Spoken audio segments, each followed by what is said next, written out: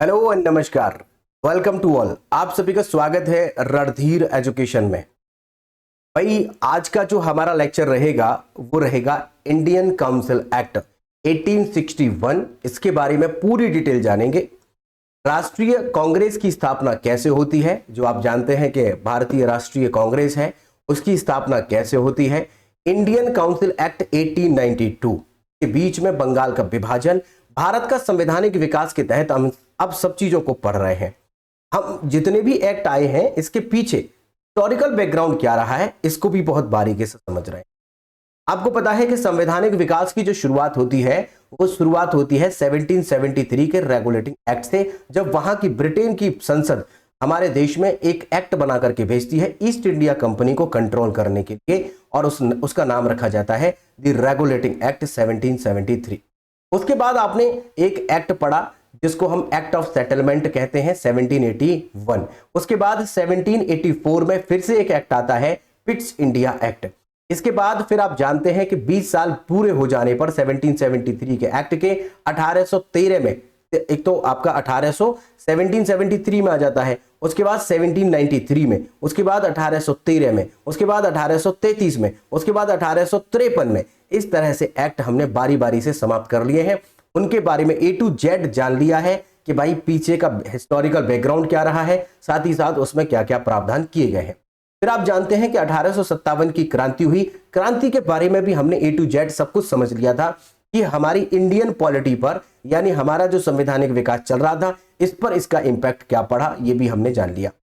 इसके बाद आप जानते हैं कि 1858 में एक अधिनियम आता है और उसमें क्या क्या व्यवस्थाएं की जाती है वो आज के लेक्चर में हम समझेंगे। इसमें हमारे 3 टॉपिक्स रहने वाले हैं और उसके बीच में राष्ट्रीय कांग्रेस की बात, बंगाल विभाजन की बात, सब कुछ बात करेंगे। तो आज का जो हमारा एक्ट रहेगा वो है 1853 का एक्ट।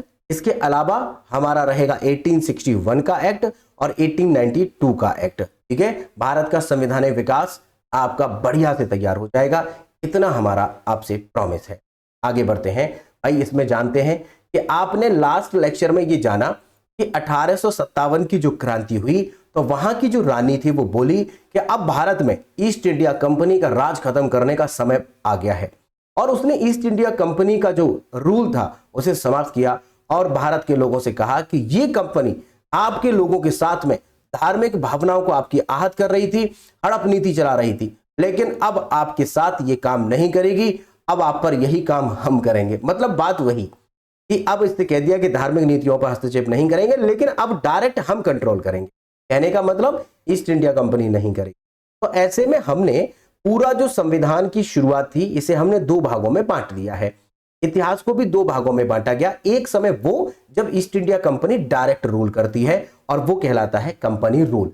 और आपने ये लास्ट लेक्चर में ही समझ लिया था कि 1757 में जब बंगाल पर इन्होंने आक्रमण किया और बंगाल को अपने कब्जे में लिया, गवर्नर बनना शुरू हुए, और उससे लेकर 1857 की क्रांति तक ये रूल जो रहता है इसे कंपनी रूल के नाम से जाना जाता।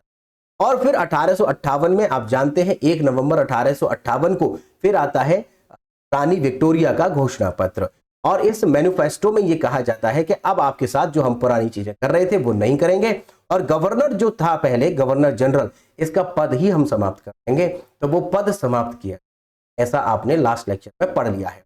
तो अगला जो सेक्टर आएगा वो है 1858 से लेकर 1947 तक, क्योंकि हमारा देश 1947 में अंग्रेजों से आजाद।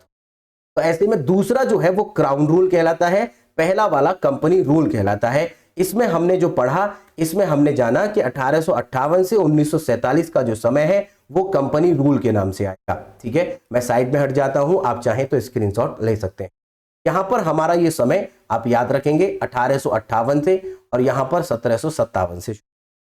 क्राउन रूल का मतलब होता है सरताज। महारानी विक्टोरिया जो उस समय पर थी, उस रानी का जो ताज था, यानी यही जो ताज है, ये रानी अब भारत को डायरेक्ट कंट्रोल करेगी। आप जानते हैं इसके बारे में फैक्ट आपको पता होगा, दुनिया का सबसे महंगा हीरा, कोहिनूर का हीरा हमारे भारत में मिला, दक्षिण भारत में मिला। उसे 1000 दिनारी लेके आया था और उसे अलाउद्दीन खिलजी को उसने प्रोवाइड करवाया। धीरे धीरे ये बढ़ते बढ़ते आगे मुगलों तक पहुंचा। मुगलों के बाद भी आगे बढ़ते बढ़ते अहमद शाह अब्दाली ले गया, फिर धीरे धीरे फिर वापस आई। ये कहानी चलती है, कभी आपको बताएंगे हिस्ट्री में। यही कोहिनूर का हीरा जो दुनिया का सबसे महंगा हीरा है, ये आज भी वहां की रानी के इसी ताज में लगा हुआ है। ये आधा हीरा लगा हुआ है, बल्कि पूरा हीरा उनके पास में है।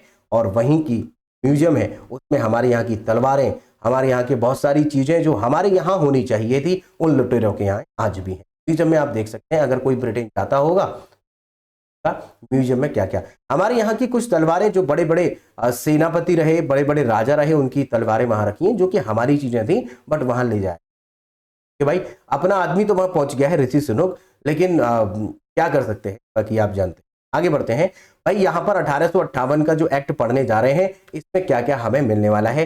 तो यहाँ पर पहली चीज कि गवर्नर पद जो था, गवर्नर जनरल का पद, उसे समाप्त कर दिया गया और इसकी जगह पर इससे भी सीनियर टाइप का एक नया पद लाए गए। और वो नया पद सबसे बड़ा पद होगा, उसका नाम होगा स्टेट सेक्रेटरी, यानी राज्य सचिव। ये प्रावधान रानी ने उसी घोषणा पत्र में कर दिया था और एक्ट आया।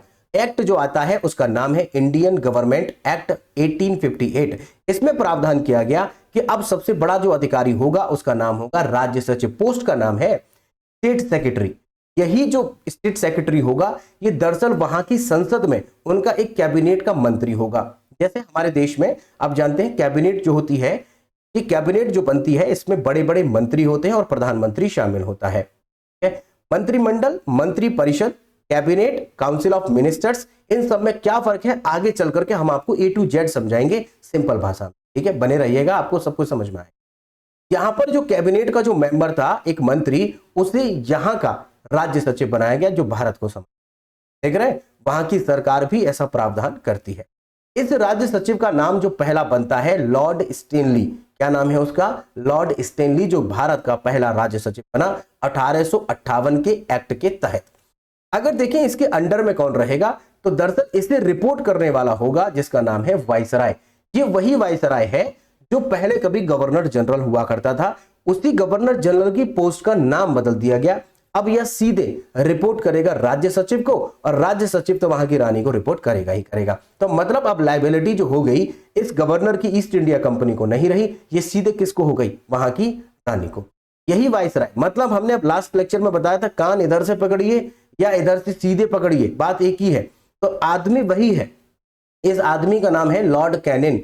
लॉर्ड कैनिन ही पहले गवर्नर जनरल था, लेकिन अब ये बन जाता है वाइसराय। यहां से अब सारे के सारे लोग वाइसराय के नाम से जाने जाएंगे, लेकिन पहले ये गवर्नर जनरल के नाम से जाने जाते थे। तो पोस्ट का नाम बदला है, आप जानते हैं। ठीक है, अब इस एक्ट में और कुछ भी याद नहीं करना, सिर्फ इतनी बातें आपको याद रखनी है। लास्ट लेक्चर में हमने डिस्कस कर लिया था कि ये घोषणा पत्र जो आया वो कब आया? 1 नवंबर 1858 को आया। रानी का जो घोषणा पत्र, जो मैनिफेस्टो पढ़ा गया, वो लॉर्ड कैनिन के द्वारा पढ़ाया गया था। और पढ़ा गया कहां पर? मिंटो पार्क, इलाहाबाद में। वहां पर ये एग्जाम में बहुत पूछता है, याद रखिएगा। लॉर्ड कैनिन के द्वारा पढ़ा गया ये, और मिंटो पार्क का नाम, समय याद रखेंगे, 1 नवंबर 1858। ये एक्ट हमारा समाप्त। इसके बाद अब अगला एक्ट समझते हैं, इंडियन काउंसिल एक्ट 1861, भारत परिषद अधिनियम 1861। इसमें क्या क्या प्रावधान, इसमें प्रावधान क्या क्या है? इस अधिनियम में पहली बार विभागीय प्रणाली का शुरू किया गया है। इसे पोर्टफोलियो मैनेजमेंट कहते हैं। जो पोर्टफोलियो सिस्टम जो है, जैसे आप देख रहे हैं कि एक वित्त मंत्रालय है, एक रेलवे डिपार्टमेंट है, मंत्रालय, ये सारे के सारे जो डिपार्टमेंट हैं, ये अलग अलग इनका एक मंत्री होता है। इसी को बोलते हैं पोर्टफोलियो सिस्टम। तो भारत में पहली बार पोर्टफोलियो सिस्टम की शुरुआत होती है।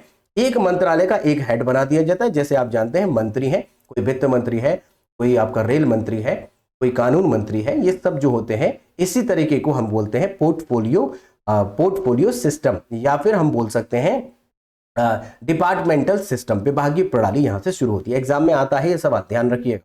आगे बढ़ते हैं। जेम्स विल्सन के द्वारा इसी 1861 के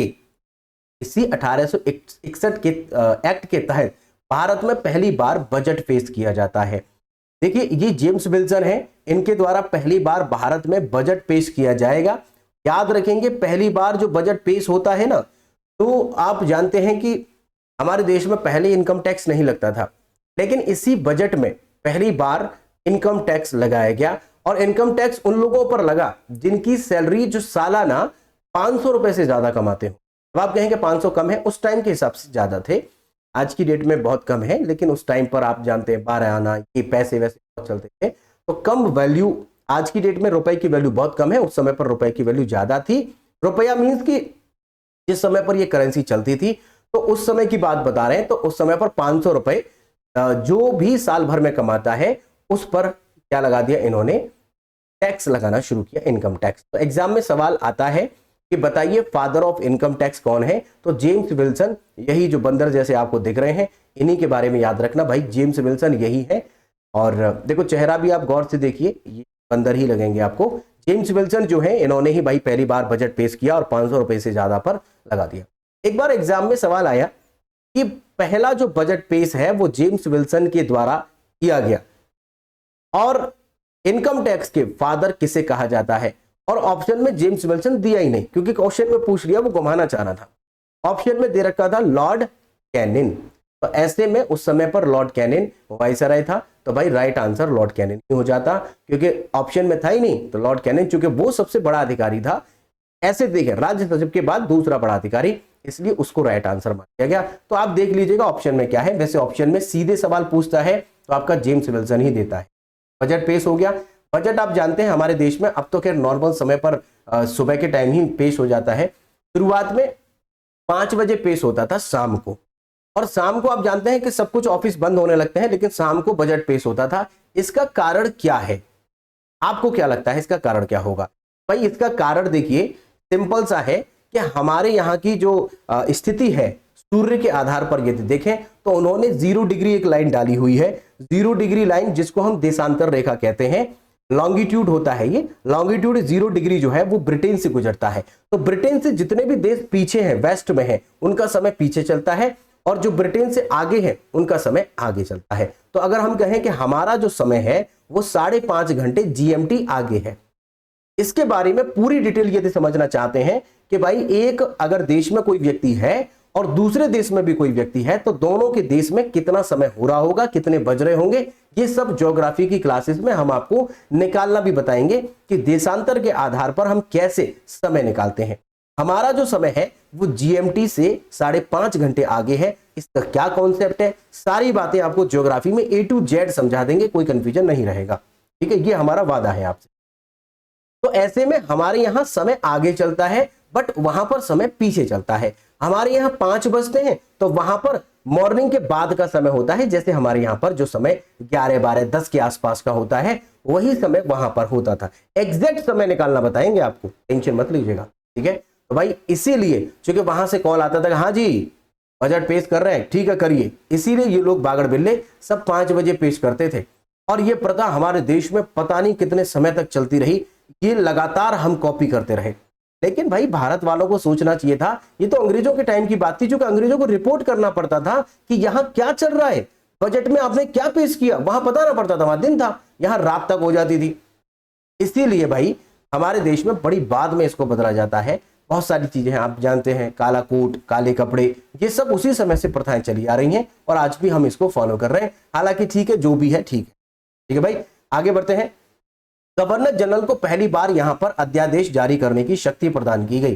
देखो अध्यादेश का मतलब होता है, आज की डेट में अध्यादेश का ये मतलब है, तब भी यही मतलब था, समझाने के लिए आपको बता रहे हैं कि हमारे संविधान में एक आर्टिकल दिया गया है, आर्टिकल नंबर 123, आर्टिकल नंबर 123 आज दे रखा है कि यदि कभी ऐसा हो कि हमारी संसद का सत्र ना चल रहा हो, जैसे आप जानते हैं शीत सत्र होता है, वर्षा ऋतु होता है ना, ये सब आपको बताएंगे आगे चल करके कि कौन कौन से सत्र होते हैं। तो एक सत्र के बाद अगली मीटिंग में 6 महीने से ज्यादा का अंतर नहीं होना चाहिए, ऐसा नियम है। लेकिन कई कई बार 6 महीने चलो बहुत समय लंबा है, लेकिन एक मीटिंग आज हुई और अब इसके बाद 1 महीने बाद या 15 दिन बाद या 2 महीने बाद होने वाली है, तो ऐसे में इस 2 महीने के बीच में अगर हमें किसी कानून की जरूरत पड़ जाए जो बड़ा जरूरी हो और संसद का सत्र चल नहीं रहा है, तो अब क्या करें, कानून व्यवस्था को सही बनाने के लिए हमें कानून पास करना होगा। तो ऐसे में बताइए कहां से लाएंगे इस सत्र को, सत्र ले भी आए तो टाइम लगता है एक्ट को पास कराने में, लेकिन एक्ट की जरूरत अभी है, इंस्टेंट अभी करना है हमें। तो भाई इसीलिए इस जो व्यवस्था है इसमें क्या किया गया कि यहां पर आर्टिकल नंबर 123 के तहत एक अध्यादेश जारी कर सकता है, ऑर्डिनेंस जारी कर सकता है हमारा राष्ट्रपति, और ऑर्डिनेंस जारी करके ये बिल्कुल एक्ट की तरह काम करेगा, सेम टू सेम। और जब कभी अगली संसद की सत्र चलेंगे, मीटिंग होंगी, तो फिर उस पर तय किया जाएगा कि जो कानून चल रहा था इसको आगे कंटिन्यू करना है तो वोटिंग होगी, नहीं करना है तो उसकी भी वोटिंग हो जाती है, उसको रद्द कर दिया जाता है। सही लग रहा है तो आगे कंटिन्यू कर दिया जाएगा। इसकी अगर मैक्सिमम टाइम ड्यूरेशन देखें तो अधिकतम 6 महीने के लिए कोई भी ऑर्डिनेंस जारी रह सकता है। लेकिन एग्जाम में कुछ तरह से सवाल पूछता है, वो कैसे कि भाई अगर अधिकतम पूछेगा तो 6 महीना है। रीजन क्या है कि एक मीटिंग के बाद दूसरी मीटिंग जो होगी इसमें 6 महीने से ज्यादा का गैप नहीं होगा, इसलिए अधिकतम है। लेकिन अगर ड्यूरेशन का पूछता है कुछ और तरीके से, तो यहां पर आपका 6 सप्ताह होगा। तो 6 सप्ताह अगर करें तो 42 दिन, 42 दिन भी ऑप्शन में देता है। अब आपको देख लेना है अधिकतम पूछ रहा है या न्यूनतम पूछ रहा है, कम से कम इतना आपका रहेगा, 42 दिन तक रहता है। लेकिन इसमें 42 दिन का मतलब हमने जो बताया वो सत्र काउंट नहीं होगा, जो मीटिंग है लास्ट मीटिंग, उस मीटिंग से 42 दिन तक ये काउंट होता है। बाकी इसके बारे में डिटेल से आगे चर्चा करेंगे। ऑर्डिनेंस बहुत बढ़िया चीज होती है और ये एकदम कानून की तरह काम करती है। तो स्टैंड कानून बनाने के लिए जो पावर दी गई है वो भाई गवर्नर जनरल को पहली बार अध्यादेश जारी करने की शक्ति इसी 1861 के तहत दी गई। आप बताइए हमारे राज्य में राज्यपाल जो गवर्नर होता है, राज्यपाल, ये भी गवर्नर नाम रखने हैं हम यहाँ पर, गवर्नर जनरल की जगह वाइसराय बोलना चाहिए, कोई बात नहीं, वाइसराय समझिए, ये वाइसराय है। अब ऐसे में आप बताइए कि हमारे राज्यों में जो राज्यपाल होता है उसे भी ऑर्डिनेंस जारी करने की शक्ति प्राप्त है, तो उसे किस आर्टिकल के तहत ऑर्डिनेंस जारी करने की शक्ति प्राप्त है, आप कमेंट करके बताइए। बहुत से लोग हमसे पढ़ चुके हैं, वो जानते भी हैं, इसको बता सकते हैं आसानी से। ठीक है, 1 मिनट बस रुकिए, 1 मिनट,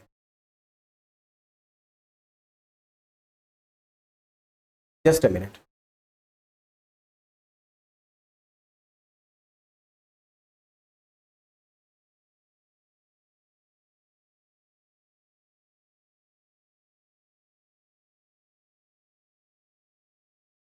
हाँ जी, आगे नेक्स्ट चलते हैं भाई और समझते हैं कि आगे क्या है।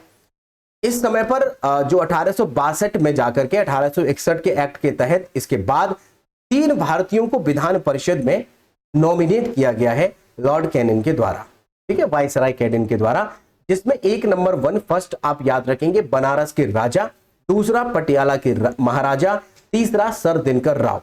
जब टफ कंपटीशन होता है तो ऐसे सवाल अक्सर पूछे जाते हैं, भाई याद रखिएगा, नोट कर लीजिएगा, स्क्रीनशॉट भी आप ले सकते हैं। ठीक है, 3 लोग नॉमिनेट होते हैं। इसके बाद यहां पर केंद्रीकरण के बाद विकेंद्रीकरण की प्रक्रिया शुरू होती है। जैसा कि हमने लास्ट टाइम आपको बताया था कि यहां पर गवर्नर को बंगाल, बिहार और उड़ीसा में ऑर्डिनेंस यानी जो कानून है उसे बनाने की एक परमिशन मिली थी, उसे शक्ति मिली थी। लेकिन अब वापस से क्या किया जा रहा है, बंबई और मद्रास को पुनः जो कानून बनाने की शक्ति है वो वापस दे दी गई, वहां के जो वाइस गवर्नर थे, लेफ्टिनेंट गवर्नर, उनको दे दी गई। तो यहां पर फिर से वापस से ये किया जा रहा है, इसीलिए केंद्रीकरण की जगह विकेंद्रीकरण इसको कहते हैं। ठीक है, समझ में आ गया आपको, कोई इशू नहीं। अब यहां पर बताएं कि इसके बाद अगला एक्ट पढ़ने से पहले हिस्टोरिकल बैकग्राउंड समझते हैं। राष्ट्रीय कांग्रेस की स्थापना कब होती है? यहां पर नेशनल कांग्रेस जो है, जो आज भी है, हालांकि महात्मा गांधी ने हमारा देश आजाद हो जाने के बाद कहा था कि अब हमें इस कांग्रेस को समाप्त कर देना चाहिए, क्योंकि अगर समाप्त नहीं करते हैं तो किसी एक परिवार की विशेष पार्टी बनकर के रह जाएगी। देखिए, ये इंडियन नेशनल कांग्रेस जो बनाई गई थी, इसे समाप्त तो नहीं किया गया, लेकिन गांधी जी को ही समाप्त कर दिया गया 30 जनवरी 1948 को। उसके बाद आज भी ये पार्टी काम करती है। पार्टी वही है, लोग नए हैं, वो बात अलग है, तौर तरीका उसका अलग है। इंडियन नेशनल कांग्रेस में तो किसी परिवार की पार्टी थोड़ी थी शुरुआत में, तो ये देश के उन लोगों की पार्टी थी जो बड़े बड़े राजनेता, बड़े बड़े घराने के लोग थे, देश को आजाद करवाना चाहते थे। सबसे बड़ा सहयोग इसी का रहा है, नेशनल कांग्रेस का। हालांकि ये आपके भगत सिंह हैं, इसके अलावा सुखदेव हैं, राजगुरु हैं, उनका भी योगदान है, हम उनको डिनाई नहीं कर रहे हैं, बट इसका भी योगदान सबसे बड़ा रहा है। तो राष्ट्रीय नेशनल कांग्रेस में बड़े बड़े नेता महात्मा गांधी, सुभाष चंद्र बोस, जवाहरलाल नेहरू, वल्लभ भाई पटेल, पट्टाभी सीतारमैया, चाहे किसी का भी नाम लीजिए, सब इसी में थे। ठीक है भाई, तो ऐसे में आप याद रखेंगे स्थापना की स्थिति क्या है। जो इसकी डेट है वो डेट है 28 दिसंबर 1885 को इसकी स्थापना होती है। स्थापना करने का कारण क्या है, थोड़ा सा लॉजिक के साथ समझिए आप। क्यों इसकी स्थापना करवाई जाती। दरअसल स्थापना हमारा भारत का कोई नहीं करता है, अंग्रेज एक बात कह रहे हैं। दरअसल उस समय पर एक डफरिन ये वाइसराय बना था, डफरिन। डफरिन का मानना था कि भाई ये भारत के लोग जब नाराज हो जाते हैं तो शिकायत नहीं करते हैं, सीधे डंडा उठा करके डंडा मारते हैं, मतलब कुटाई करते हैं। इसको डर था कि कहीं दोबारा से ऐसा कभी ना हो कि 1857 की क्रांति फिर से हो जाए, जैसी 1857 में क्रांति हुई। इन लोगों को क्रांति ना हो, ऐसा दहशत फिर से ना बैठे, ऐसा डर का माहौल फिर ना हो, चूंकि अंग्रेज बहुत ज्यादा डरे हुए थे, मर रहे थे इधर से उधर। भाई ऐसे में उन्होंने कहा कि हमें कुछ ऐसा चाहिए कि भारत की जनता हमसे डायरेक्ट बात ना करे, क्योंकि डायरेक्ट बात करती ही नहीं है, भारत की जनता तो मारती है। इसीलिए उन्होंने कहा कि बीच का ऐसा कोई रास्ता होना चाहिए कि अगर हम कोई ऐसा कोई ऑर्गेनाइजेशन बना दें कि जिसमें भारत के बड़े बड़े नेता, पढ़े लिखे नेता उसमें शामिल हो जाए, तो भारत के लोग अपनी समस्याओं को उनको बताएंगे और वो पढ़े लिखे लोग हमको बताएंगे। हो गया ना फिल्टर, बच जाएंगे। सेफ्टी वॉल्व की तरह काम करेगा इंडियन नेशनल कांग्रेस। यहां पर एक बड़े अच्छे व्यक्ति वहां पर ढूंढे गए, तो वो पहले के समय पर एक आईसीएस अधिकारी, सिविल सर्वेंट रहे थे, और वो भी एक मान लीजिए कि एलन ऑक्टेवियन ह्यूम उनका नाम था। तो वो अंग्रेजी शासन में एक आईसीएस अधिकारी थे। तो इन्होंने ऐसे व्यक्ति को आगे रखा जिसकी छवि अच्छी थी, छवि उनकी अच्छी थी, कोई दिक्कत नहीं, भारत का मतलब बहुत ज्यादा बुरा उन्होंने नहीं किया। हालांकि कुछ और भी है, लॉर्ड रिपन, लॉर्ड लिटन, इन सब के बारे में आगे बताएंगे। तो लॉर्ड रिपन इसमें बहुत अच्छा व्यक्ति रहा है। जितने भी वाइसराय या जितने भी गवर्नर आए उनमें लॉर्ड रिपन ही अच्छा व्यक्ति था, जिसने हमारे देश के लिए कुछ गलत काम नहीं होने दिया, रिजाइन तक दे दिया उसने। उस व्यक्ति के अंदर मानवता थी, उसने हमारे देश के लिए अच्छा किया। बाकी सब लुटेरे खुटेरे आए, इन सब ने, चाहे वो डफरिन हो, चाहे कैनिन हो, चाहे इससे पहले डलहौजी हो, सबके सब लुटेरे थे, ये अपनी मनमाजी करते थे। लेकिन एक व्यक्ति जो हमारे लिए बहुत अच्छा था वो था लॉर्ड रिपन। आगे चल करके आपको बताएंगे, ये मॉडर्न हिस्ट्री का पार्ट है, वहां बता देंगे, ठीक है। तो यहां पर सेफ्टी वाल्व के लिए इन अंग्रेजों ने एक ऐसी संस्था बनवा दी कि भैया अगर भारत वालों को कोई समस्या होती है तो इनको बताएंगे, हमें ना बताएं, हमको ये बता देंगे, हम इनको कन्विंस कर लेंगे। क्योंकि पढ़े लिखे आदमी से लड़ा नहीं जाएगा, वो बात करेगा हमसे, हम उसको समझा देंगे। ऐसा ही करते हैं भाई। तो यहां पर आपको याद रखना है, इंडियन नेशनल कांग्रेस की स्थापना एलन ऑक्टेवियन ह्यूम, एओ ह्यूम के द्वारा, जो कि एक ब्रिटिश अधिकारी थे, रिटायर हो चुके थे, इन्हीं के द्वारा इसकी स्थापना की जाती है। और इसके पहले अध्यक्ष बनाए जाते हैं व्योमेश चंद्र बनर्जी। 72 लोग इसमें पहली बार शामिल होते हैं। पूना में ये तारीख तय की गई थी कि पूना में चल करके मीटिंग करेंगे, लेकिन पूना में उस समय पर प्लेग फैल गया था। अब इन्होंने ये वेन्यू जो था इसको कैंसिल किया, दूसरी जगह पर डाला। तो गोकुलदास तेजपाल संस्कृत महाविद्यालय जो कि मुंबई में पड़ता है, वहां पर जाकर के ये लोग इकट्ठे हुए। 72 लोग थे इसमें टोटल, ठीक है भाई। यहां पर आपने देख लिया, ये शुरुआत का जो फर्स्ट डे था उसी का फोटो है। यहां पर बड़े बड़े लोग, व्योमेश चंद्र बनर्जी इसकी अध्यक्षता कर रहे थे। बनाई किसने है? एलन ऑक्टेवियन ह्यूम ने। आगे बढ़ते हैं। इसके बाद अब इधर नेशनल कांग्रेस काम करती रहेगी, इंडियन नेशनल कांग्रेस के बड़े बड़े नेता अपना इधर काम करते रहेंगे, क्योंकि बनाया इसलिए गया। लेकिन पता है इन लोगों को पता नहीं था, अंग्रेजों को, कि जिसको हम बना रहे हैं आगे चल करके सबसे बड़ा सिर का दर्द यही इंडियन नेशनल कांग्रेस बनेगी, ऐसा इनको आइडिया नहीं था। इसीलिए कहते हैं डफरिन वाकई में डफर था। अगर उसके दिमाग में थोड़ा बहुत दिमाग होता तो वो क्या करता, ये बनाता ही नहीं। और बनाता नहीं तो आज जो हम 1947 में आजाद हुए, हम आजाद नहीं होते, हमें और टाइम लगता, पता नहीं क्या करना पड़ता। तो आजादी में इसका ही योगदान है इंडियन नेशनल कांग्रेस का। और डफरिन जो कि उनके लिए, हमारे लिए तो बेवकूफ अच्छा ही रहा ना। तो डफरिन जो था, जो कि एक डफर था, उसी के समय पर इंडिया, उसी का विचार था ये, अरे भाई इसको ऐसा कर देते हैं, बना देते हैं। बट बाद में सिरदर्दी बन जाती है, बाद में इंडियन नेशनल कांग्रेस की बात सुनी जाती है, ऐसी स्थिति बन जाती है। बाकी मॉडर्न हिस्ट्री में आपको A to Z बताएंगे भाई कि क्या इंडियन नेशनल कांग्रेस का योगदान था, क्यों सुभाष चंद्र बोस ने इंडियन नेशनल कांग्रेस को छोड़ दिया था, महात्मा गांधी ने उनसे क्यों कहा था कि आपके रास्ते अलग, हमारे रास्ते अलग। इन सब की बातों के जवाब जानने के लिए आप हमारे साथ बने रहिएगा। मॉडर्न हिस्ट्री में सब कुछ A to Z ऐसे बताएंगे जैसे आपके गांव की कहानी हो। बिल्कुल A to Z आपको किताबें ऐसी रट जाएंगी जैसे आपकी आंखों के सामने हुआ, ऐसे ही बताएंगे आपको, ठीक है। टेंशन नहीं लेना है आपको, सब कुछ A to Z समझ में आने वाला है। बहुत आसान आपको पढ़ाई लगेगी आज के बाद। आज के बाद मींस कि जब से हमने आपको ये जो इंफॉर्मेशन और जो आपको पढ़ाना शुरू किया है, तब के बाद आपको आसान लगेगा। इंटरेस्ट बनाए रखिए और ध्यान से पढ़ते रहिए जो हम आपको पढ़ा रहे हैं, ठीक है।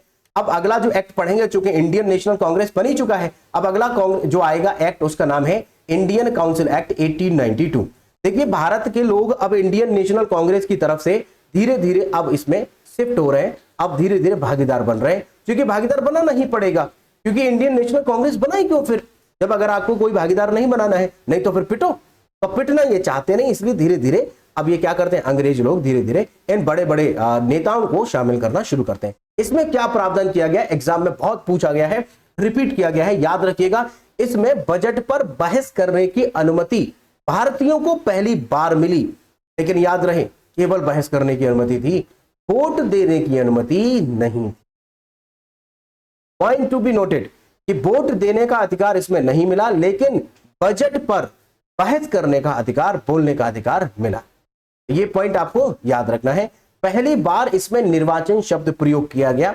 यहां पर सबसे इंपॉर्टेंट स्टार लगाइए भाई, बहुत ही इंपॉर्टेंट पॉइंट है। बजट पर बहस करने की अनुमति भारतीयों को पहली बार मिली, लेकिन वोट देने का अधिकार इसमें नहीं मिला।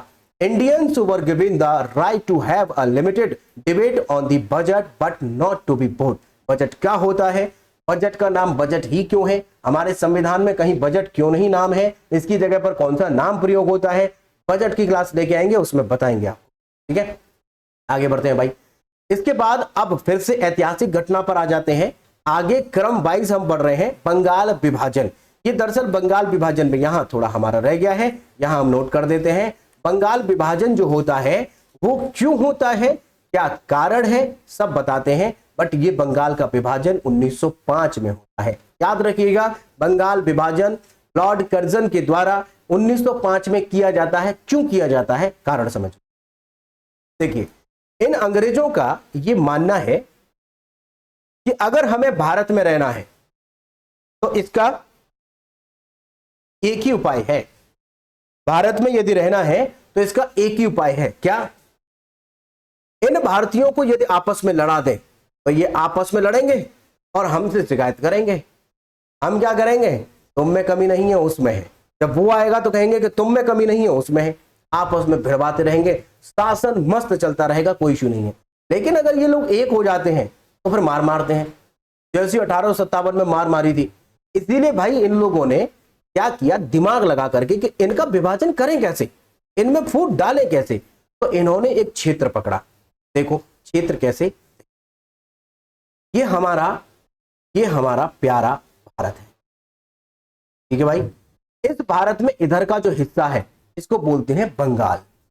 उस समय बंगाल बहुत बड़ा था, हमारा बिहार है, उड़ीसा है, झारखंड है, पूर्वी जो आपका बांग्लादेश है, पश्चिम बंगाल है, ये सारा क्षेत्र उसी में आता था, बहुत बड़ा था। तो इन्होंने दिमाग लगाया कि इनको मतलब कैसे इन लोगों में डिवाइड करें, इन लोगों को आपस में कैसे लड़ाएं। तो इन्होंने 1905 में यहां पर एक लाइन खींची और देखा कि भैया इधर मुस्लिम लोग ज्यादा हैं और इधर हिंदू लोग ज्यादा हैं, एक काम करते हैं इनके बीच में डिवाइड कर देते हैं, एक लाइन खिंचवा देते हैं, मतलब बंगाल का विभाजन कर देते हैं। तो इन्होंने इसी प्लानिंग के तहत कि आगे चल करके भाई जब भी कोई एक रहता है तो कोई इशू नहीं है, लेकिन जब विभाजित हो जाता है ना तब ज्यादा इशू आते हैं, क्योंकि तुमने ये कर दिया, तुमने वो कर दिया, ये सब लफड़े बहुत पड़ते हैं। तो और यहाँ पर एक क्षेत्र में हिंदू और एक क्षेत्र में मुस्लिम ज्यादा हैं, इन्होंने यहाँ पर लाइन खींची, ज्यादा है बता रहे हैं हम, यहाँ पर लाइन खींची और इसका हेडक्वार्टर, यानी हेडक्वार्टर मीन्स कि यहाँ पर जो कैपिटल बनाई इसकी बना दी जो है कलकत्ता, की बना दी कलकत्ता, जो कि पश्चिम बंगाल के नाम से जाना गया। और इधर वाला जो क्षेत्र था इसकी बना दी ढाका, क्योंकि ये इसमें मुस्लिम क्षेत्र बहुलक था। तो और ये बना आपका पूर्वी बंगाल, दो बंगाल बन गए साहब। लेकिन भाई इनका उद्देश्य क्या था, हिंदू और मुस्लिम को आपस में भिड़ाना, ऐसा काम ही करके गए हैं। आज भी हिंदू और मुस्लिम में कोई इशू नहीं है, लेकिन सबसे बड़ा इशू करवाता कौन है, पॉलिटिशियन। ठीक है, मैं किसी का पक्ष नहीं ले रहा हूं, मैं बता रहा हूं कि पॉलिटिशियंस अपनी पॉलिटिक्स के लिए ऐसा करवाते हैं। अदरवाइज आप रूट लेवल पर देखें तो शायद किसी में कोई परेशानी नहीं है, सब ठीक।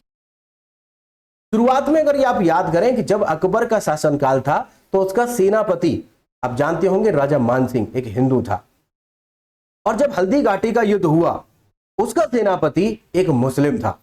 देखिए कितनी बड़ी अच्छी बात थी, उस समय पर धर्म खतरे में नहीं था, धर्म आज खतरे में है, क्योंकि आज पॉलिटिशियंस अपने फायदे के लिए धर्म को खतरे में बता रहे हैं। धर्म कभी खतरे में नहीं था, कुर्सी खतरे में है। इस वजह से इस चीज में डिवाइड किया जाता है, धर्मों में बांटा जाता है। ठीक है, ऐसी कोई परेशानी हमारे देश में ना थी, ना है और ना कभी आगे होगी। केवल पॉलिटिक्स के चक्कर में कुछ चीजें बट जाती हैं। ठीक है भाई, ये तो आपको जानते ही हैं, इसमें ज्यादा बताने की जरूरत नहीं। बहरहाल इसको समझते हैं। तो यहां पर यह विभाजन जो हुआ, लेकिन हमारे देश की जनता इस बात से बिल्कुल नाराज थी कि करजन ये तुमने क्या किया, हमारे लोगों के बीच में, हम लोगों में तो ऐसी कोई बात नहीं है, ये तुमने बहुत गलत किया। जगह जगह पर विरोध हुआ, क्या क्या घटनाएं हुई, कैसे कैसे विरोध हुआ, A to Z आपको बताएंगे मॉडर्न हिस्ट्री बंगाल विभाजन के बारे में। लेकिन यहां पर आप देखिए कि बंगाल विभाजन में हम इसको मिटा देते हैं। बंगाल विभाजन के बारे में यहां थोड़ा सा इसको इरेज कर देते हैं।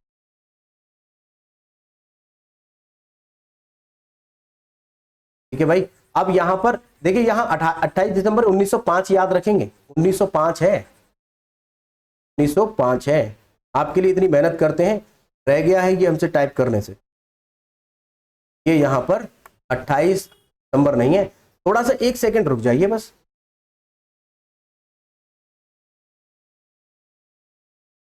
चलिए आगे पढ़ते हैं और आगे जानते हैं कि भाई इसके बाद क्या हुआ है। दरअसल लाइट जा चुकी है, इस वजह से थोड़ा सा आपको हो सकता है कि थोड़ा अंधेरा टाइप दिख रहा हो, लेकिन कोई इश्यू नहीं है, हम मैनेज करेंगे, आप भी मैनेज करिए। आगे बढ़ते हैं। बंगाल विभाजन जो होता है, हमने बताया कि बंगाल का विभाजन 1905 में, इधर का क्षेत्र हिंदू बहुलक है, इधर का क्षेत्र यहाँ। अब धीरे धीरे इनकी इस स्थिति के कारण अब धीरे धीरे विभाजित होना शुरू हो जाते हैं। बट यहां पर इन्होंने ये जो विभाजित करके ये बीज तो डाल ही दिया। इसके बाद अब धीरे धीरे हिंदू मुस्लिम हो जाएगा और 1906 में जाकर के ये देखो कितना विरोध किया गया है, जन सैलाब था। आपको यदि बताएं, बंगाल विभाजन का विरोध इतना ज्यादा था, लोगों ने उस दिन खाना नहीं बनाया। लोग सुबह सुबह जाकर के, जिस दिन इसे लागू किया जा रहा था, उस दिन लोगों ने जाकर के गंगा स्नान किया, हिंदू मुस्लिम में आपस में राखी बांधी, ये बताने के लिए कि अंग्रेज तुम्हारे इस लाइन खींच देने से हम अलग नहीं हो जाएंगे, हम हिंदू मुस्लिम एक थे, एक है, एक रहेंगे। ये बात बताने के लिए इन्होंने पूरा व्रत रखा। बच्चा बच्चा, महिलाएं, पुरुष सब गंगा तक गए, पैदल गए और गीत गाते हुए गए। गीत वही जैसे आप जानते हैं जो देश प्रेम के लिए गीत होते हैं, इन सबको गाते हुए कि जन सैलाब था। बाद में चल करके बंगाल विभाजन को रद्द भी किया जाता है, लेकिन प्लानिंग इनकी यही थी कि डिवाइड हो जाए। आगे बढ़ते हैं भाई। अब यहां से शुरुआत तो हो जाती है हिंदू और मुस्लिम में फूट पड़ने की शुरुआत हो जाती है। और देखिए इसके बाद 30 दिसंबर 1906 को फिर बन जाती है आपकी मुस्लिम लीग। मुस्लिम लीग की स्थापना जो होती है वो 30 दिसंबर 1906 को होती है। अब धीरे धीरे ये 1906 में बनने के बाद अब ये अपनी डिमांड अलग करते हैं। ढाका में इसकी स्थापना होती है और कहां, मुस्लिम लीग की। अब बांग्लादेश में पड़ता है ढाका, आप जानते ही हैं, और उसकी कैपिटल भी है। मुस्लिम लीग की स्थापना होती है शाहबाग पैलेस में, इसकी स्थापना हुई है पहली बार। यहां पर हमने इसका ओरिजिनल पिक लिया है। जो भी हम आपको जो पिक्चर दिखा रहे हैं सभी ओरिजिनल दिखा रहे हैं। जैसा कि अभी पहले दिखाया कि जब आपकी इंडियन नेशनल कांग्रेस की 72 लोगों के साथ मीटिंग होती है तो वो भी फोटो खींचा। यहां पर भी ये ब्लैक एंड व्हाइट इसलिए है कि उस समय पर जमाने में, उस जमाने में कैमरा था, ये बड़ी बात थी। अब आप कहेंगे कलर्ड भी लाइए, तो कलर्ड नहीं था उस टाइम पर, ये ओरिजिनल फोटो है। 1940 में इसी ने, मुस्लिम लीग ने, जिन्ना का नाम आप जानते होंगे, मुस्लिम लीग ने ही एक पाकिस्तान बनाने की मांग की थी। अगर यह मुस्लिम लीग न बनी होती, 1905 का विभाजन न होता तो फूट नहीं पड़ती तो शायद विभाजित नहीं होता। बहुत अच्छा था कि अगर पाकिस्तान न बनता। पाकिस्तान बना करके आज जम्मू कश्मीर हो या भारत हो, सबसे बड़ा तनाव हमारे दुश्मन पाकिस्तान ने दिया हुआ है। बाद में सबसे बड़ा और दुश्मन चाइना भी बन चुका है, वो आप जानते हैं। ठीक है भाई, यहां पर हमने मुस्लिम लीग के बारे में भी समझ लिया है। अब आगे के एक्ट, इन्हीं मुस्लिम लीग और इन्हीं 1906 के अधिनियम, 1909 का अधिनियम, 1919 का अधिनियम, 1935 का अधिनियम, इन सब पर इन हिस्टोरिकल घटनाओं का प्रभाव पड़ता है।